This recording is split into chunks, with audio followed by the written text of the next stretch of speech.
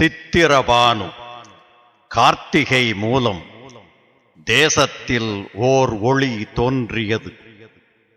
சிந்தனை வாய்க்கால் செத்தை எரித்து சீரிய ஓர் நெறி ஊன்றியது. தோன்றிய அந்த தீபம் எத்தனை தீபங்களை ஏற்றி வைத்தது.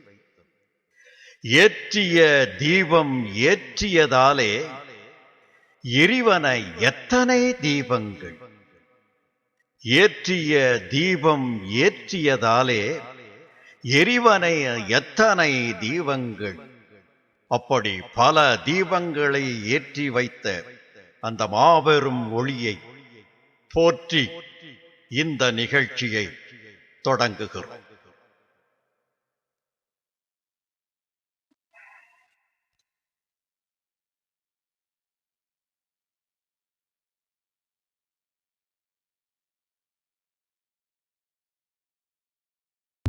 செய்யும் தொழிலெல்லாம் ஜெயம் சேரும் தொழிலாக, உய்யும் வழி முந்தச் செய்யும் ஊக்கம் நிறைவாக, மெய்யே இனி வாழ்வில் நனி மேவி வளம் கூட்ட, ஐயா கணபதியே உனதடியே பெருங்கதியே, ஐயா கணபதியே உனதடியே பெருங்கதியே.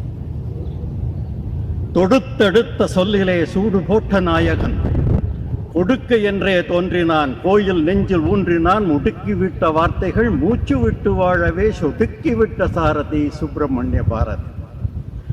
வானத்து நீளம் வழித்தெடுத்து அதை வாருதி தன்புணோல் தொய்த்தெடுத்து, தேனை கடைந்து திதிப்படுத்து வீசும் தென்றல் இதழின் சுவை வடித்து, யானையின் கூர்மை அளவெடுத்து உளம் ஆர்க்கும் உணர்வு தெனவெடுத்து, கானம் குடைத்து கணல் தொடுத்து தமிழ் கவிதை படைத்தனன் பாரதியே, தமிழ் கவிதை படைத்தனன் பாரதி. அன்பர்களே, வானவில் பண்பாட்டு மையம் நடத்துகின்ற பன்னாட்டு பாரதி திருவிழாவில் பங்கேற்க வாய்ப்பு கிடைத்ததற்காக சிகாகோ இலந்தை இலக்கிய கழகமும் சந்த வசந்த குழுமமும் பெருமை அடைகின்றன. பாரதி பன்முகத் திறமை கொண்டவன். அவன் மகாகவி, பாடத் தெரிந்தவன், ஆடற்கலையில் ஈடுபாடு கொண்டவன். ராஜா ரவிவர்மாவை போற்றி கவிதை எழுதியனாலே அவனுடைய ஓவிய ஆர்வம் வெளிப்படுகிறது. குழந்தைகளுக்காக பாடல் எழுதியவன். அவன் திருநெல்வேலி மாவட்டத்தைச் சேர்ந்தவன் என்பதனாலே அங்கே நடக்கின்ற வில்லுப்பாட்டுகளிலே ஈடுபாடு கொண்டவன். இப்படிப்பட்ட பாரதியினுடைய பன்முக திறமைகளை வெளிப்படுத்துகின்ற முகமாக இந்த நிகழ்ச்சியை அமைக்க வேண்டும் என்று விரும்பினோம். அந்த வகையிலே ஆடல், பாடல், சித்திரம், கவிதை, குழந்தைகள் நிகழ்ச்சிகள், அதற்கு பிறகு வில்லுப்பாட்டு, இவை அனைத்தும் இடம்பெறும். அதை நீங்கள் கண்டு களிக்க வேண்டும் என்று நாங்கள் விரும்புகிறோம். அன்பர்களே, இந்த நிகழ்ச்சிகளை எந்த வரிசைப்படுத்தி அமைப்பது என்று எனக்கு குழப்பமாக இருந்தது. பாரதி சுராஜ் சொல்லுவார், அவன் எதுவும் விட்டதில்லை என்று. எனவே பாரதியிடமே கேட்டுவிடலாமே என்று அவனுடைய பாரதி கவிதை தொகுதியை புரட்டிய பொழுது எனக்கு ஒரு கவிதை கண்ணிலே பட்டது. ஆடுதல், பாடுதல், சித்திரம், கவி ஆதி இணைய கலைகளில் ஈடுபட்டு என்றும் நடப்பவர் பிறர் ஈன நிலை கண்டு தொள்ளுவார். ஆஹா, எனக்கு வழி கிடைத்து விட்டது. அவன் சொன்ன வழியிலேயே ஆடுதல், பாடுதல், சித்திரம், பிறகு வில்லுப்பாட்டு, குழந்தைகள் நிகழ்ச்சிகள், வில்லுப்பாட்டு என்ற வரிசையிலே அமைக்க முடிவு செய்தோம். அப்படியே அமைத்திருக்கிறோம். நண்பர்களே, கண்டு களியுங்கள், கண்டு களியுங்கள். வணக்கம். வணக்கம். முதல் நிகழ்ச்சியாக நடனம். நியூஜெர்சியில் நாட்டியப்பள்ளி நடத்தி வரும் திருமதி ஜெயலட்சுமி ராதாகிருஷ்ணன் பாரதியின் வில்லினை ஒத்த பூர்வம் வளைத்தனை என்னும் பாடலுக்கு நடனம் ஆடுகிறார்.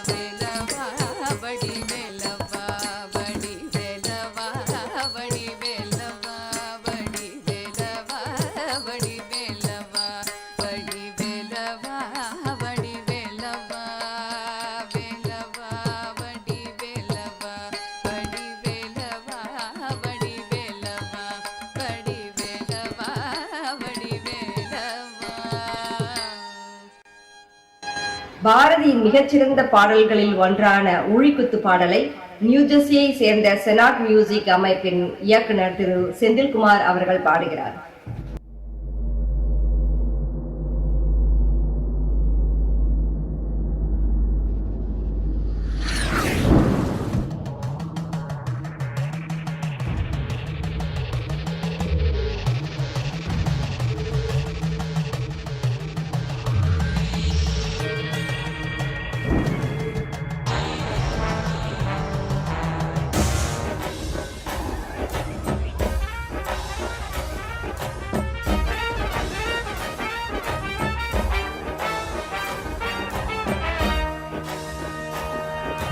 பிடிபடு மண்டத்திடிபல தாளம் போட,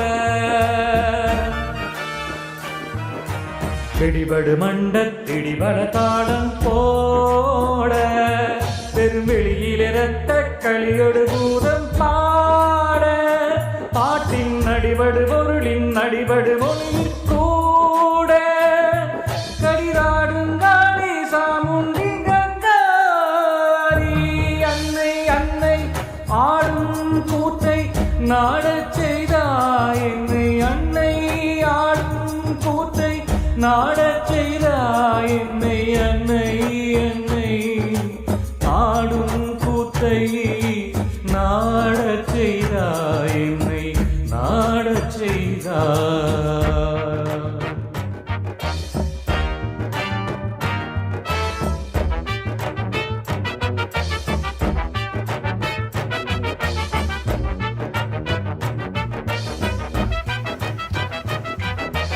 ஐந்தொரு பூதம் சிந்திப்போயுன்றாக,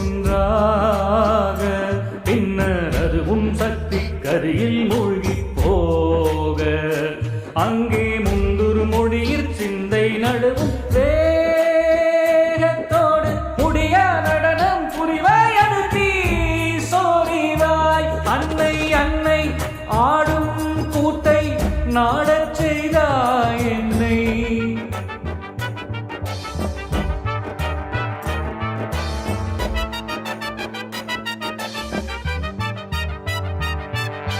பாழாம் வெளியும் பதறி போய்மை கூலைய, சலனம் பயிலும் சக்தி குளமும் வழிகள் கலைய, அங்கே ஊழாம் பெய்தான் ஓஹோவென்றலைய, ஏறி துருவி திரிவாய் செருவென் கூத்தே கூறிவாய், அன்னை அன்னை ஆடும் கூத்தை நாடச் செய்தாய் என்னை.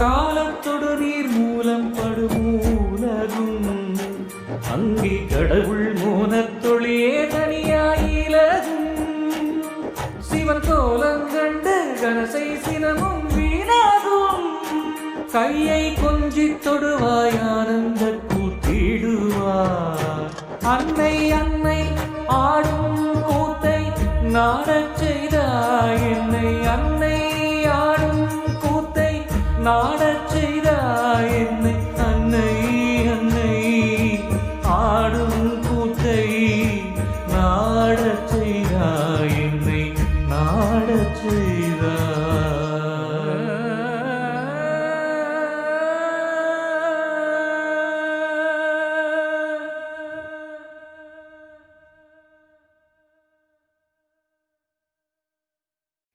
சென்றிடுவீர் எட்டு திக்கும் கலை செல்வங்கள் யாவும் கொணர்ந்திங்கு சேர்ப்பீர் எனும் பாரதியின் குற்றிக்கேற்ப அடுத்த நிகழ்ச்சி அமைகிறது.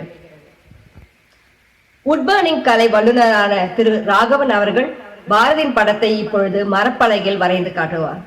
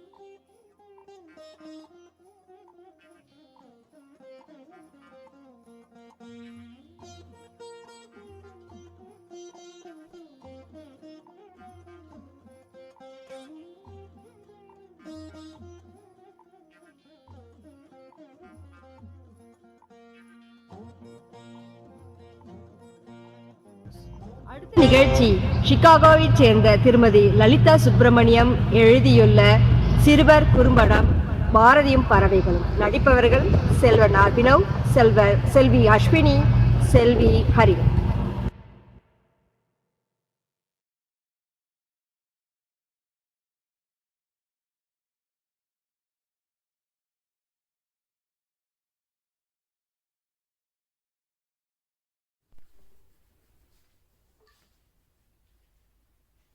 ஓடி விளையாடு பாப்பா, ஓடி விளையாடு பாப்பா, ஓடி விளையாடு பாப்பா. ஏய் அஸ்வினி, என்ன வேணும்? பாரு, நான் காக்கா குருவி எல்லாம் வரைய போறேன். நீ கலப்படையா? சரி அஸ்வினி, இனிமே அப்படி பாடக்கூடாது. மூடி விளையாடு பாப்பா, வாய் மூடி விளையாடு பாப்பான்னு தான் பாடணும். அபி, how about கோவில் இருக்கு பாப்பா, கூடி விளையாட முடியாது பாப்பா. சூப்பர் ஹரணி. ஆமா, பாப்பா பாட்டு யார் பாடுனா சொல்லு. பாரதியார். பாரதியார் எனக்கு பிடிச்ச கவிஞர். அழகா பாட்டு, கவிதை, கதையெல்லாம் எழுதியிருக்கார். ஆமா, அம்மா எனக்கு நிறைய சொல்லியிருக்கா அவரை பத்தி. அவர் பர்த்டே கூட இப்போ வருது, டிசம்பர் 11 அன்னைக்கு. ஆமா இல்ல, டிசம்பர் 11. ஹரணி, நீ பறவைகள் எல்லாம் வரையற இல்லையா? பாரதிக்கும் பறவைகள், விலங்குகள்னா ரொம்ப பிடிக்கும் போல் இருக்கு.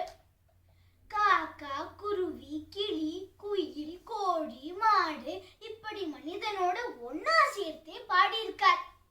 இதோ இந்த பாட்டு மாதிரி. சின்னஞ்சிறு குருவி போலே நீ திரிந்து பறந்து வா பாப்பா, கொத்தி திரியும் அந்த கோழி அதை கூட்டி விளையாடு பாப்பா, எத்தி திருடும் அந்த காக்கை அதற்கு இறக்கப்பட வேணும் பாப்பா. எனக்கும் பசுமாடு, கண்ணுக்குட்டி, கோழி இது எல்லாத்தோடையும் விளையாட ரொம்ப பிடிக்கும். செல்ஃப்லெஸ்ஸா எப்படி ஹெல்ப் பண்ணுறது நமக்கு.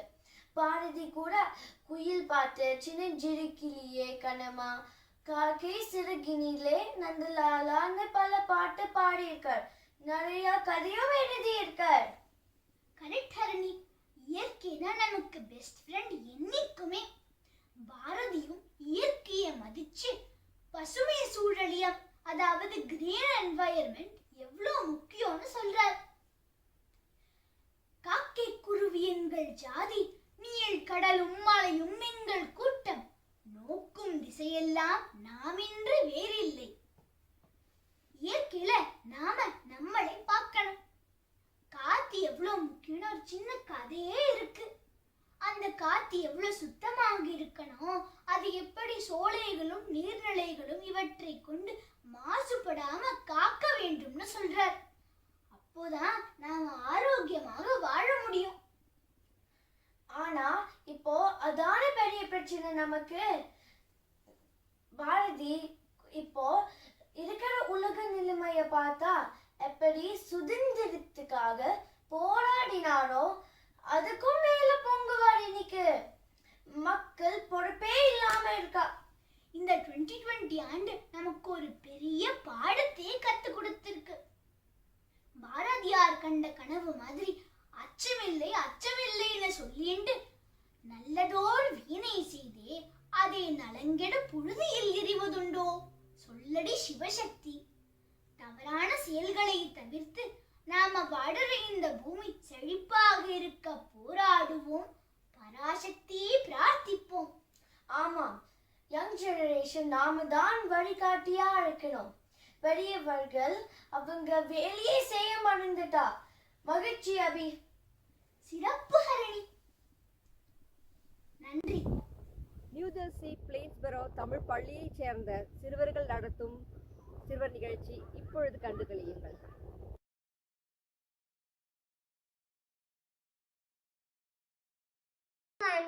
போலிங்க. நான் பிளேன்ஸ்பரோ தமிழ் ஸ்கூல்ல படிக்கிறேன். நான் காக்கை சிறகினிலை பாரதியார் பாட்டு பாட போறேன்.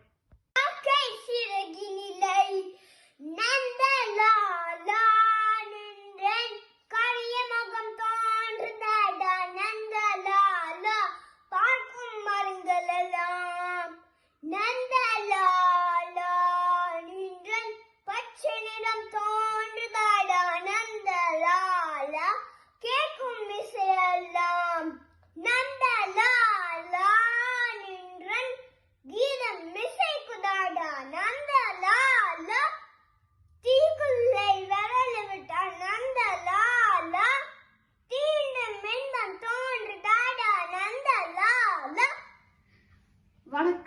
என் பெயர் யஷ்வந்த் லோகராஜ். நான் அமெரிக்காவில் பிளெயின்ஸ்பரோ தமிழ் குழுவில் தமிழ் பயில்கிறேன்.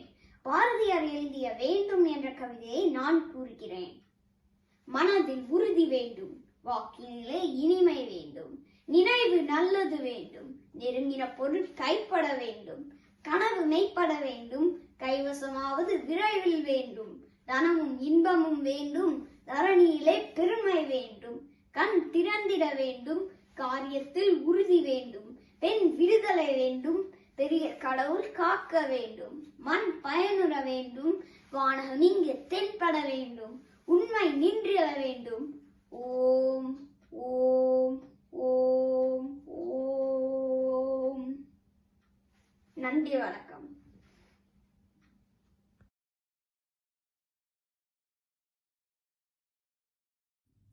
அனைவருக்கும் வணக்கம். என் பேர் சனஸ்யா. நான் நியூஜெர்சி பிளெயின்ஸ்பரோ தமிழ் குழுவில் படிக்கின்றேன். பாரதியாரை என் வயது குழந்தைகள் நேரில் பார்த்ததில்லை. ஆனால் இன்றும் அமெரிக்காவில் கூட அவர் புகழ் பரவி இருக்கிறது என்றால் தமிழ் வரலாற்றில் அவருக்கான தனி இடம் புரிகிறது. அமெரிக்காவின் Martin Luther King, Abraham Lincoln, George Washington போல பாரதியும் இனவெறி, சாதி பாகுபாடு, பெண் அடிமைக்கு எதிராக குரல் கொடுத்துள்ளார். அதுவும் நம் நாடு ஆங்கிலேயர்களிடம் அடிமைப்பட்டிருந்த போதே என்று நினைக்கும் போது அவர் மீது உள்ள மரியாதை மேலும் கூடுகிறது. சிறு வயதிலேயே தன் தாயை இழந்திருந்தாலும் பெண் உரிமைக்கு தொடர்ந்து முன்னுரிமை தரும் உணர்வு அவருக்கு தன் தாயிடம் இருந்துதான் வந்திருக்கும் என்று நினைக்கிறேன். அவரது பாப்பா பாட்டு, புதிய ஆத்திச்சுடி, சிட்டுக்குருவியை போல, கொட்டு முரசே, அச்சமில்லை அச்சமில்லை, மனதில் உறுதி வேண்டும் போன்ற பாடல்கள் எனக்கு மிகவும் பிடிக்கும். குழந்தைகளுக்கும் பெண்களுக்கும் பாரதியார் பாடல்கள் மிகுந்த தைரியத்தை கொடுத்துள்ளது. பாட்டு பாடி தூங்க வைக்க என் பாட்டனார் என்னுடன் இல்லை. பண்பாட்டை சொல்லித்தர எம் பாரதியார் என்றும் எம்முடன் உள்ளார். அறமும் வீரமும் ஒன்றாய் கலந்து எளிமையாய் கற்றுத்தர பாரதியார் பாடலுக்கு நிகர் வேறில்லை. நன்றி, வணக்கம்.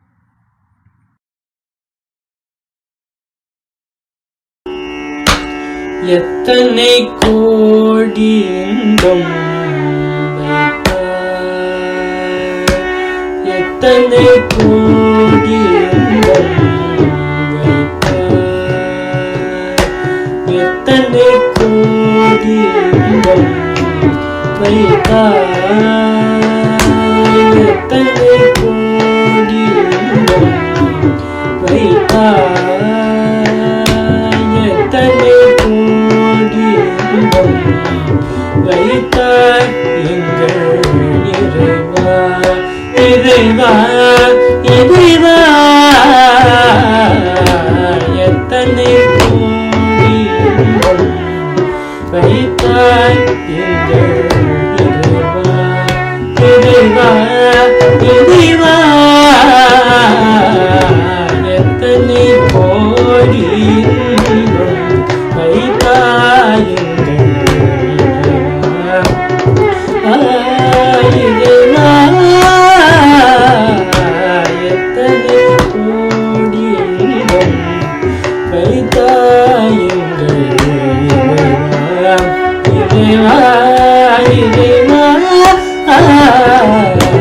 எத்தனை கோடி இன்பம் வைத்தாய்.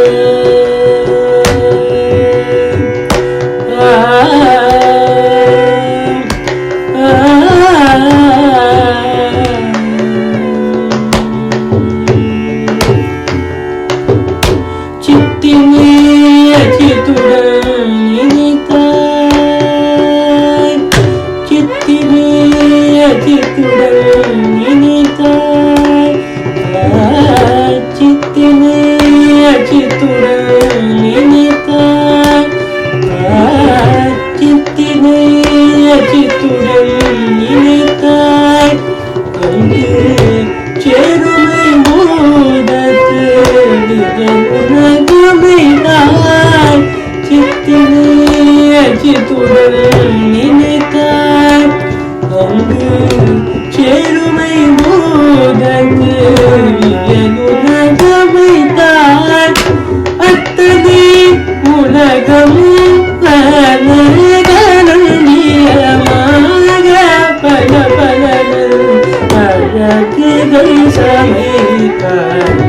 அத்தனை உலகமும் பரதலியமாக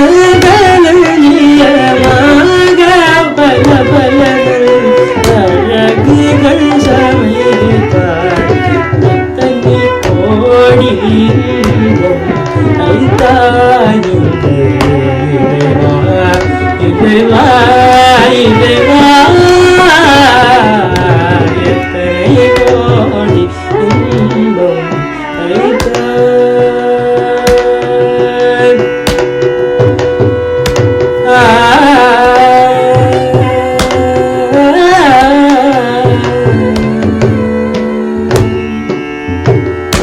முக்தியொரு நிலை சமைத்தாய் முக்தியொரு நிலை சமைத்தாய் அங்கு முகுதினையும் உணரும் உணவளித்தாய் முக்தியொரு நிலை சமைத்தாய் அங்கு முகுதினையும் உணரும் உணவளித்தாய் முக்தியொரு நிலை சமைத்தாய் அங்கு முகுதினையும் உணரும் உணவளித்தாய் முக்தியொரு நிலை சமைத்தாய் அங்கு முகுதினையும் உணரும் உணவளித்தாய் பக்தியொரு நிலை வகுத்தாய் பக்தியொரு நிலை வகுத்தாய் பக்தியொரு நிலை வகுத்தாய் பரமா பரமா பரமா பக்தியொரு நிலை வகுத்தாய் பரமா பரமா பக்தியொரு நிலை வகுத்தாய் பரமா பரமா பக்தியொரு நிலை வகுத்தாய் பரமா பரமா எத்தனை கோடி இன்பம் ஐந்தாயுங்கள் இறைவா இறைவா இறைவா எத்தனை கோடி இன்பம் ஐந்தாய்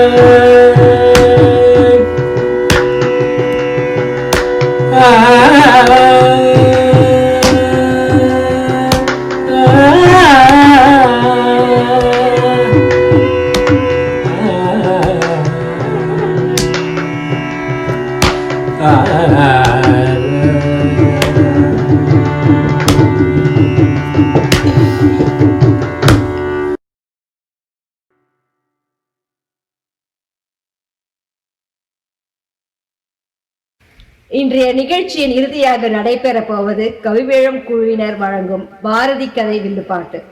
பங்கேற்பவர்கள் கவிவேழம், கவிஞர் ராசிரா, திருமதி காயத்ரி ரமேஷ் மற்றும் செல்வன் விதாத் ராகவன்.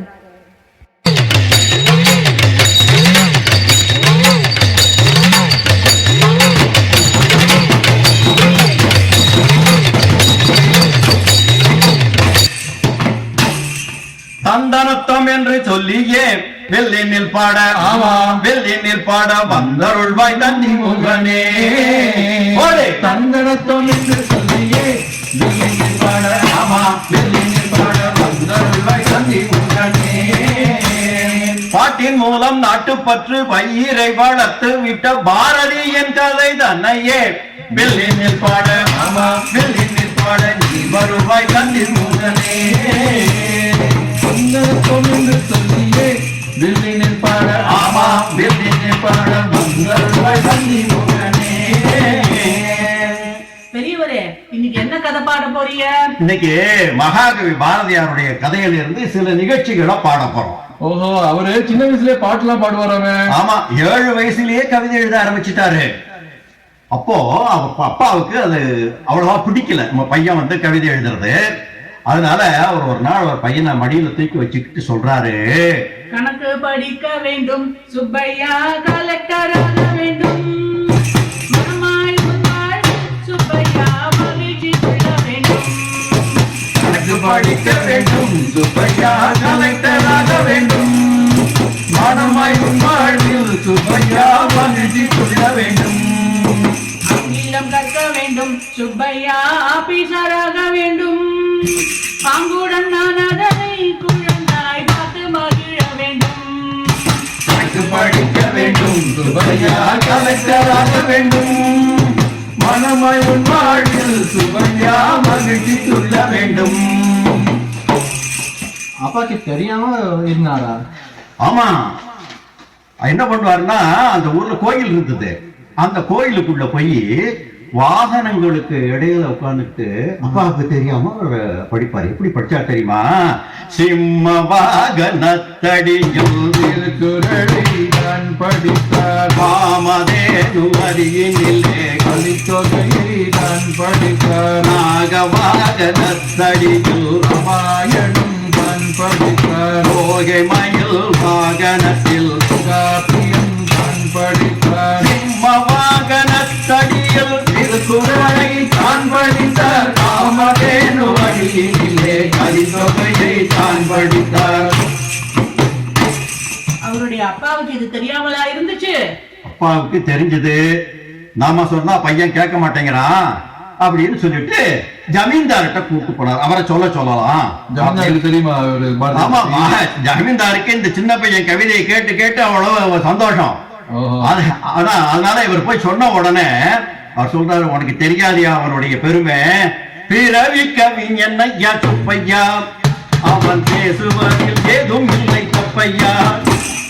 தெரிந்து வளக்கும் முத்து, அவன் தேடாமல் நாம் பெற்ற சொத்து.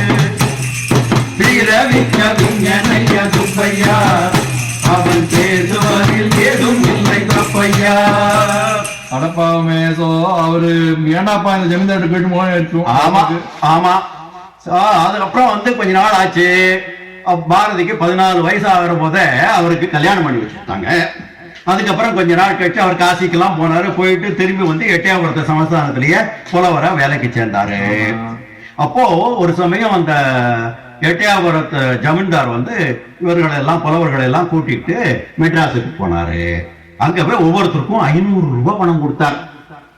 பணம் கொடுத்தா அப்ப இப்போ உள்ள பணத்துக்கு அது 50,000 ரூபாய்க்கு மேல. ஆமா, எல்லா புலவர்களும் வந்து என்ன பண்ணாங்க, அதுல இருந்து வீட்டுக்கு புடவை, காஞ்சிபுரம் புடவை வாங்கிட்டு வந்தாங்க, தங்க நகை வாங்கிட்டு வந்தாங்க, எல்லாமும் வாங்கிட்டு வந்தாங்க.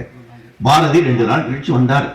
அவர் வர்றதுக்கு முன்னால இந்த அம்மா என்னெல்லாம் வாங்கிட்டு வருவாருன்னு கற்பனை பண்ணாங்க பாரு. பட்டணம் போய் வருவாரு, நல்ல பண்டங்கள் வாங்கி தருவாரு.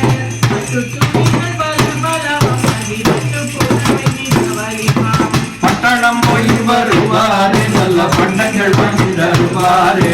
பட்டு புடவை பல காஞ்சி பட்டு புடவை மிக மலிவாம். பாரதி 2 நாள் கழிச்சு வந்தாரு. அப்ப நிறைய வாங்கி வந்திருப்பாரு. கையில மூட்டையை தூக்கிட்டு வந்தார். 2 மூட்டை, பெரிய மூட்டையை தூக்கிட்டு வந்தாரு. எப்படி வந்தாரு தெரியுமா? கையிலே மூட்டையை தூக்கி கொண்டு அதன் கட்டு வீடாமல் பிடித்து கொண்டு பைய பைய பைய நடந்து வந்தான். மிக பத்திரமாக சுமந்து வந்தார். கையில மூட்டையை தூக்கி கொண்டு அதன் கட்டு வீடாமல் பிடித்து கொண்டு பைய பைய பைய நடந்து வந்தார். மிக பத்திரமாக சுமந்து வந்தார். அந்த மூட்டையை அவுத்து வச்சாரு. அதுல இருந்து ஒரு நூல் புடவையை எடுத்தாரு, செல்லம்மா கையில கொடுத்தாரு. அதுக்கப்புறம் அதுல இருந்ததெல்லாம் வந்து புஸ்தகம். எப்படி புஸ்தகம் தெரியுமா? புஸ்தகத்தின் சுவை அறிந்து சின்ன உயிர் செல்லுகளும் போயங்கே அறிந்திருக்கும் புத்தகம். அறிஞர் போதுகின்ற ஜீவனுள்ள புத்தகம். புஸ்தகத்தின் சுவை அறிந்து சின்ன உயிர் செல்லுகளும் போயங்கே அறிந்திருக்கும் புத்தகம். அறிஞர் பாரதியார் போற்றுகின்ற ஜீவனுள்ள புத்தகம்.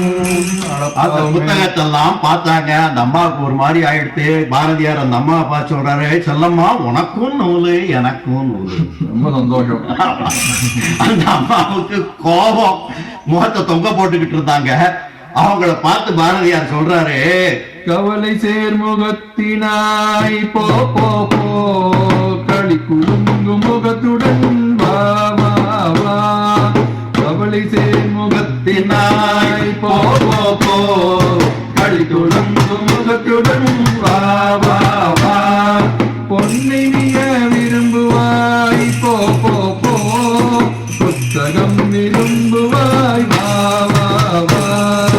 கவலை சேர்முகத்தினாய் போ போ போ, களி குலுங்கு முகத்துடன் வா வா வா.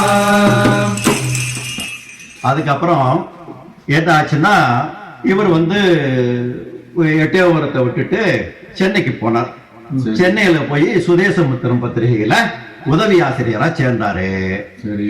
அங்க இவருடைய எழுத்தெல்லாம் பார்த்து அதனுடைய ஆசிரியர் ஜி சுப்பிரமணியருக்கு அவ்வளவு பிடிக்கும். சாயங்காலம் காஃபி எடுத்துக்கிட்டு வருவாரு. பாரதி வீட்டுக்கு போகலான்னு எழுந்திருப்பாரு. உடனே ஒரு காஃபி கொடுத்து, பாரதி இதை கொஞ்சம் தர்ஜுமா பண்ணி கொடுத்துறப்பா. தர்ஜுமான்னா மொழிபெயர்த்து கொடுக்கிறது. உடனே பாரதி என்ன பண்றது, மொழிபெயர்த்து கொடுப்பாரு. அப்ப அவர் சொல்லுவார், உன் எழுத்து ஒவ்வொன்றுக்கும் அச்சட லட்சம் கொடுக்கலாம்ப்பா, ஆனா நான் போஜனாக இல்லையே. புவியாளும் போஜனாக பாரதி, நானும் பூமியில பிறந்திருந்தா பாரதி. கவியாளும் ஒன்றுக்கும் இங்கே கனகமணி ஆயிரமாய் கட்டுவேன் அப்படின்னு சொன்னாரு. சொல்லிட்டு அதுக்கப்புறம் என்ன பண்றாருன்னா, அங்க இருந்து வேற ஒரு பத்திரிகையில, இந்தியா பத்திரிகைன்னு ஒரு பத்திரிகை, அந்த பத்திரிகையில ஆசிரியரா சேர்ந்தாரு. அங்க போய் அவருடைய ஒவ்வொரு எழுத்து நெருப்ப கக்கிட்டு, அப்படி இங்கிலீஷ்காரனுக்கு எதிராக அவர் அந்த வந்தே மாதரம் என்போம்னு அவர் எழுதின பாட்டை பாடிட்டு ஊர்ல மக்கள்லாம் தெருவெல்லாம் போக ஆரம்பிச்சுட்டாங்க. வெள்ளக்காரனுக்கு வேற கோபம் வந்துட்டு, அதனால அங்க அவருடைய நண்பர்கள்லாம் சொன்னாங்க, பாரதி நீ இன்னும் இந்தியாவில் இருந்தியானா உன்னை கைது பண்ணிடுவாங்க, நீ புதுச்சேரிக்கு போயிடு. புதுச்சேரி அப்போ பிரான்ஸ் கீழே இருந்தது, அதனால அங்க போனா கைது பண்ண முடியாது. ஆமா, நம்ம பத்திரிகை அங்க வந்துடும், அங்க போடுன்ட்டாங்க. இவர் அங்க போயிட்டாரு. போறதுக்கு முன்னால என்ன பண்ணாருன்னா, சைதாப்பேட்டை அங்க வந்துதான் ரயில் ஏறினார். சரி. எப்படி போனாரு தெரியுமா? தெரியும். சொல்றேன். கைதாய் பொன்னால் நாட்டு பற்று கடலில் எழுச்சி ஒன்றும் என்று சைதாப்பேட்டையில் டிக்கெட் வாங்கி துங்க கவிஞர் ரயிலில் போனார். கைதாய் பொன்னால் நாட்டு பற்று கடலில் எழுச்சி ஒன்றும் என்று சைதாப்பேட்டையில் டிக்கெட் வாங்கி துங்க கவிஞர் ரயிலில் போனார். சிந்து மீசையும் பாடியனா சிறையில் அடங்கி முடங்கி போனார். வந்த வேலை வரையும் என்று மக்கள் கவிஞர் ரயிலில் போனார். கைதாய் போனார் நாட்டுப்பற்று கடலில் எழுச்சி ஒன்றும் என்று சைதாப்பேட்டையில் டிக்கெட் வாங்கி தங்க கவிஞர் ரயிலில் போனார். அப்படி போயிட்டு புதுச்சேரியில போய் சேர்ந்தாரு. அங்க போய் இந்தியா பத்திரிகை வந்தது. அதுல ஆசிரியரா இருந்து நிறைய எழுதினார். அங்கேயும் இங்க இந்த ஆங்கிலேயர்கள்லாம் தொந்தரவு எல்லாம் கொடுத்தாங்க. சிஐடி மூலம் ஆளெல்லாம் வச்சு வேஷம் எல்லாம் போட வச்சு அங்கெல்லாம் தொந்தரவு எல்லாம் கொடுத்தாங்க. அங்க பாஞ்சாலி சபதம் எழுதினாரு. பாஞ்சாலி சபதம் 1ஆம் பாகம் புத்தகமாக வந்தது. அந்த சமயத்துல அன்னிபெசன்ட் அம்மையார்னு சொல்லிட்டு இந்தியாவில ஒரு அம்மா இருந்தாங்க. அப்படிதான் அந்த ஹோம் ரூல் இயக்கம் பண்ணோம். பாஞ்சாலி சபதம் நல்லா வித்துது அந்த படம், புத்தகம் எங்க வித்துது அதான் சொல்றேன் கேளு. அந்த அன்னிபெசன்ட் அம்மையார் இருக்காங்களே, அவங்க ஒரு பையனை தத்து எடுத்துட்டு இருந்தாங்க. அந்த இது பிடிக்கல பாரதிக்கு. அவர் fox with the golden tail அதை கண்டிச்சு ஒரு நாவல் எழுதினாரு. அதுவும் புத்தகமா வந்தது. அப்போ 500 காப்பி அந்த புஸ்தகத்துக்கு ஆர்டர் பண்ணாங்க. பாஞ்சாலி சபதத்தை ஒத்துன்னு கட்டுக்கல. பாரதிக்கு கடுமையான கோபம். அந்த கடதாசியை எடுத்துக்கிட்டு இந்த அவருடைய நண்பர் குமரக்கண்ணன் என்பவர் பாரதியிட்ட கொண்டு கொடுத்தார். உடனே பாரதிக்கு பயங்கரமா கோபம் வந்துட்டு அவரை பார்த்து சொல்றாரு, தூக்கி எறிந்திடு கண்ணாய் இந்த சோம்பேறி கும்பல் காடிதத்தை எல்லாம் தூக்கி எறிந்திடு கண்ணாய். வேற்று மொழி இல்லென்று ஏதோ விந்தை நறுக்க போற்றி புகழ்ந்திடுகின்றார். சின்ன பூமியில் அற்புதம் என்று உரைக்கின்றார். தூக்கி எறிந்திடு கண்ணா. சடாசுதான் தூக்கி எறிடான்னார். இவ்வளவு கோபம். பாஞ்சாலி சபதத்தை அப்படி எழுதியிருக்கோம், உயிர் கொடுத்து எழுதியிருக்க. அந்த இது பாராட்டலையேன்னு அவருக்கு ஒரு கோபம். அதுக்கப்புறம் என்ன பண்ணாரு, அங்க பாண்டிச்சேரியிலிருந்து அவர் அங்கிருந்து கிளம்பி வந்தாரு, இந்தியாவுக்குள்ள வந்தாரு.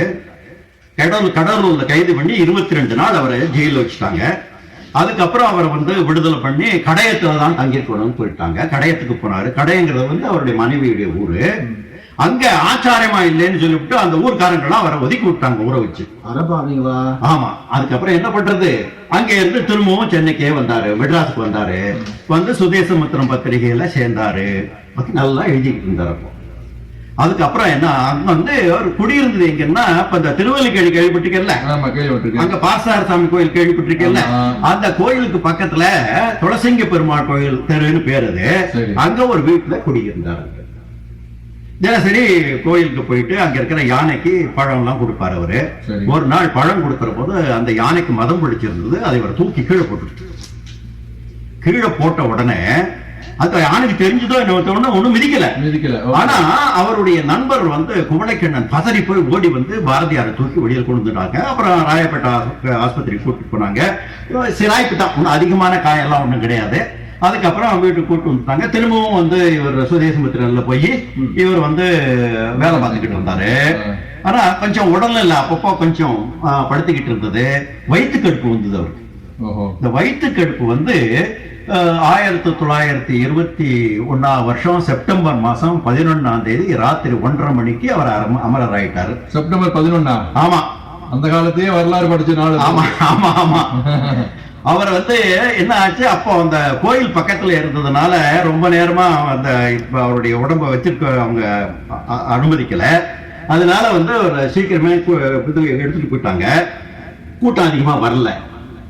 அங்க போற உடனே அங்க போய் அவருடைய நண்பர்கள் கொஞ்சம் பேர் போயிருந்தாங்க. செந்தமிழில் மனம் பெய்து சிந்து புகழ் பாடியவாய் திறக்காமல் மூடிக்கொண்டது. அங்கோ செந்தமிழும் பாடிவிட்டது. கண்ணுவிழும் சொல்லழகில் வரலாறு கண்டுவிட்ட மக்களின் நாக்கும் போய்ந்தது.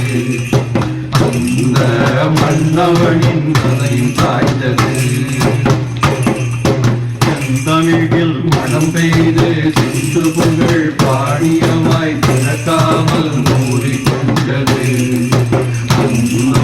செந்தமிழும் பாடிவிட்டது. அங்க அவருடைய நண்பர் சுரேந்திரநாத் ஆர்யான்னு வந்திருந்தார். அவர் பேசினாரு. அவர் சொன்னாரு, கவிஞர்கள் சாவதில்லை, அவர்கள் என்றைக்கும் அமரராகத்தான் இருப்பார்கள் என்று அவர் சொன்னார். பாரதி மறையவில்லை, பாக்களும் மறையவில்லை. பாரதி தெய்வமாகி பாட்டிலே பிறந்து விட்டார். சாரதியாகி நாட்டில் சரித்திரம் படைத்து விட்டார். பாரதம் உள்ள மட்டும் பாரதி உண்டு வாழ்க. வாழ்த்து பண்ணலாமா? வாழியவே காலம் இந்த கதை கேட்ட நீங்கள் எல்லாம் வாழியவே.